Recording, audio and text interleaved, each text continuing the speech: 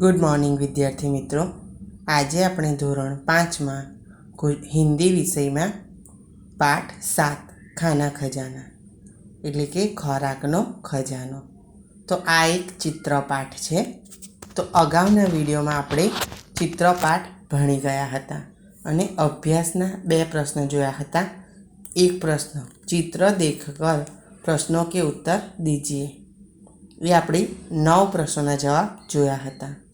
प्रश्न 2 क्या पसंद है क्या नहीं, योग्य खाने में सही का निशान करो। तो ये पण આપણે કોષ્ટક જોયું હતું। તો હવે આપણે પ્રશ્ન 3 જોઈશું। प्रश्न 3 तुमने अपने रसोई घर में माँ या पिताजी को खाना पकाते हुए देखा होगा, जरा बताओ तो कैसे बनाते हैं। तुमने अपने रसोई घर में माँ या पिताजी को खाना पकाते हुए देखा होगा, जरा बताओ तो कैसे बनता है। तो એવું કહેવા માગે છે કે તમે તમારા રસોઈ ઘરમાં એટલે કે રસોડામાં મમ્મી અથવા પપ્પાને ખાવાનું બનાવતા જોયા હશે, તો કે બતાવો તો એ ખાવાનું કેવી રીતે બનાવે છે। તો અહીંયા 3 ખાવાની વસ્તુઓ આપી છે અને એ કેવી રીતે બને છે એ આપણે જણાવવાનું છે। तो पहलू है बेसन से पकोड़ा, बीजू है गेहूँ से रोटी, तीजू है दूध से चाय। तो हवे बेसन से पकोड़ा एटले चणाना लोटना भजिया, बीजू है गेहूँ से रोटी एटले कि घऊना लोटनी रोटली, अने तीजू है दूध से चाय एटले कि दूधथी जे चा बने छे ते। तो केवी रीते बने छे એ આપણે બતાવવાનું છે। તો પહેલું છે બેસન સે પકોડા, તો એને તલકર એટલે કે તળીને બનાવવાના છે। બીજું છે ઘેહું સે રોટી, ઘેહું સે રોટી એટલે કે ઘઉંના લોટની રોટલીને આપણે કેવી રીતે બનાવીએ છીએ, તો કે શેક કર એટલે કે શેકીને। ત્રીજું છે દૂધ સે ચાય એટલે કે દૂધમાં ચા મોરસ નાખી અને આપણે ચા બનાવીએ છીએ તે, એટલે એને કેવી રીતે બનાવાય, तो कि उबाल कर। अभी फरी एक बार आपणे नजर करी लईए। बेसन से पकोड़ा तो कि तल कर, गेहूँ से रोटी तो कि सेक कर, अने त्रीजू है दूध से चाय एटले कि उबाल कर। हवे प्रश्न 4 चित्र में माँ को खाना पकाते हुए दिखाया गया है, क्या खाना बनाना केवल माँ का ही काम है, नहीं तो बताओ और कौन कौन खाना बना सकते हैं। शू कहे छे चित्र में माँ को खाना बनाते हुए दिखाया गया है, क्या खाना पकाना એટલે કે खाना बनाना केवल माँ का ही काम है, नहीं तो बताओ और कौन कौन खाना पका सकते हैं એટલે કે बना सकते हैं। तो એવું કહેવા માગે છે કે ચિત્રમાં મમ્મીને ખાવાનું બનાવતા બતાવી છે, તો કે શું ખાવા બનાવવાનું કામ મમ્મી એકલીનું છે, તો કે ના, તો બતાવો એટલે કે તો પછી આપણે જણાવવાનું છે કે કોણ કોણ ખાવા બનાવી શકે છે। તો પિતાજી, ભાભી, બહેન એટલે કે બહેન, બુઆ એટલે કે ફોઈ, ચાચી એટલે કે કાકી। તો કે બહેન, ભાભી, કાકી અને ફોઈ आ 4 जन पर खावानू बनावी सके छे। हवे प्रश्न 5 नीचे दिए गए चित्र को देखकर कहानी बताइए अथवा तो बनाइए, एटले कि नीचे आपेलू चित्र जोईने कहानी बनावानी छे। तो अहींया नंबर 1, नंबर 2, नंबर 3 अने नंबर 4, तो 4 चित्र आपेला छे। तो आपणे पहला चित्रनी वात करीए। तो पहला हूँ तमने हिंदी में समझावीश, पछी हिंदी साथी गुजराती में। एक गांव था, उसमें एक किसान रहता था। एक गांव था, उसमें एक किसान रहता था। समय रहते ही किसान बूढ़ा होने लगा, बूढ़ा हो गया। समय रहते ही किसान बूढ़ा हो गया। उसने सोचा कि मेरे जाने से मेरी खेतों का ख्याल कौन रखेगा, मेरे जाने से मेरे खेतों का ख्याल कौन रखेगा। उसके 2 बेटे थे। वो हमेशा लड़ते झगड़ते रहते थे। एक दूसरे के साथ दोनों की बनती नहीं थी। वो किसान का 2 बेटा था। उसको वो दोनों को एक दूसरे से बनती नहीं थी। वो दोनों हर वक्त झगड़ते लड़ते रहते थे। एक दिन किसान ने एक युक्ति बनाई। एक दिन किसान ने उन दोनों को समझाने की सोची। एक दिन किसान ने दोनों को समझाने की सोची, लेकिन दोनों टस से मस नहीं हो रहे थे। वो लड़ते ही जा रहे थे। दूसरे चित्र में देखते हैं। एक दिन किसान ने एक युक्ति सूझी। उसने दोनों बेटों को एक लकड़ी का गठरी लाकर देने को बोला। किसान ने दोनों बच्चों को एक लकड़ियों की भारी गठरी लाने को बोला। वो दोनों भाई खेत में गए और लकड़ियों की भारी लेकर आए, यानी कि गठरियाँ लेकर आए। दोनों बच्चों को बोला कि इस गठरी को तोड़ दो, इस गठरी को तोड़ दो। इसका मतलब है किसान ने जो उसके बेटे थे उसको जो लकड़ी की गठरी यानी कि भारी लाने को बोला था वो लेकर तो आए। अब वो भारी ही तोड़ने को कहा। दोनों ने प्रयत्न किए, दोनों ने कोशिश की, लेकिन कामयाबी नहीं मिली। तीसरे चित्र में देखते हैं। किसान ने बोला, इस गठरी में से एक लकड़ी निकाल दो, इस गठरी में से एक लकड़ी निकाल दो, फिर तोड़ो। किसान ने कहा, लकड़ी की भारी में से एक एक लकड़ी निकाल दो और तोड़ने की कोशिश करो। तो लकड़ी दोनों भाइयों ने गठरी में से लकड़ी निकाली और तोड़ी, तो लकड़ी टूट गई।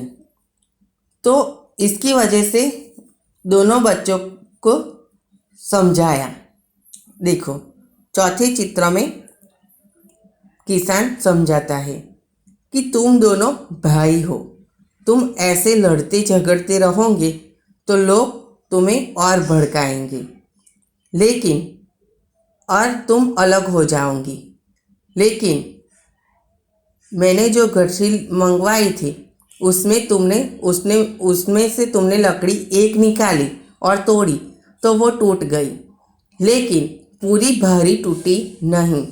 तो इस कहानी से तुमको मैं ये सीख देना चाहता हूँ कि तुम अकेले रहोगे तो टूट जाओगे, तुम अकेले रहोगे तो टूट जाओगे और कोई भी आपको तोड़ सकता है।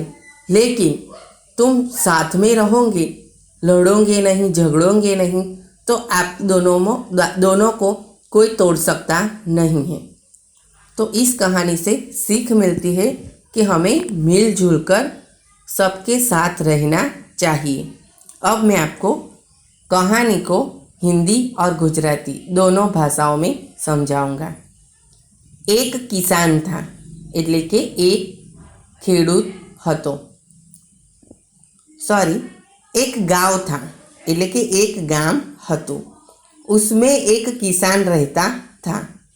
એ ગામમાં એક ખેડૂત રહેતો હતો। उसके 2 बेटे थे, તેના 2 છોકરા હતા। किसान समय रहते ही बूढ़ा हो गया। ખેડૂત समय जता घरड़ो થઈ गयो। उसको लगा कि मेरी मौत के बाद मेरी खेतों की क्या हालत होगी। એને चिंता થઈ कि मारा मर्या पछी मारा खेतरों शू थशे। उसके 2 बेटे थे जो हर वक्त लड़ते झगड़ते रहते थे। एक दूसरे के साथ दोनों की बनती नहीं थी। तो एना बे छोकरा जे हता ए જ્યારે જુઓ ત્યારે લડતા અને ઝઘડતા રહેતા હતા। એકબીજા સાથે તે લોકોને ફાવતું ન હતું। एक दिन बूढ़े ने किसान ने दोनों को समझाने की कोशिश की, लेकिन वो लोग टस से मस नहीं हो रहे थे। एक दिवस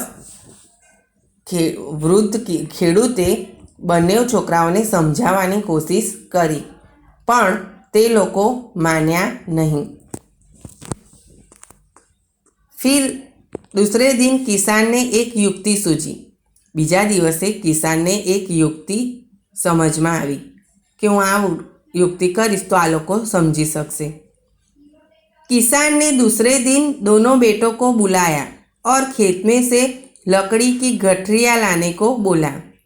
बीजे दिवसे खेडूते बने छोकराओने खेतरमांथी लाकड़ाओनी भरी लावा माटे कह्युं। दोनों बेटे खेत में गए और लकड़ियों की भारी लेकर वापस आए। बने छोकराओ खेतर में गया और लाकड़ानी भारी लईने पाछा आव्या। फिर किसान ने बोला कि इस गठरी को तोड़ दो। फरी खेडूते कह्युं कि आ भारी ने तोड़ी दो। दोनों ने बहुत ही कोशिश की, लेकिन गठरी में से एक भी लकड़ी टूटी नहीं। बने भाईओए बहु ज कोशिश करी पण लाकड़ानी भारी तूटी नहीं। भारी तो ना तूटी पण अंदर जे लाकड़ीओ हती ए पण तूटी नहीं। फिर किसान ने बोला कि गठरी में से एक लकड़ी निकाल दो और फिर तोड़ने की कोशिश करो। फरी खेडूते कह्युं कि लाकड़ानी भारीमांथी एक लाकड़ी काढी नाखो अने पछी ते लाकड़ीने तोड़ो। दोनों भाइयों ने भारी में से लकड़ी निकाली और तोड़ दी और टूट गई। बन्ने भाईओए भारी मांथी लाकड़ी काढ़ी अने तोड़ी तो लाकड़ी तूटी गई। फिर किसान ने समझाया कि देखो बेटे, तुम लोग हर वक्त झगड़ते रहते हो, तुम दोनों की एक साथ में बनती नहीं है।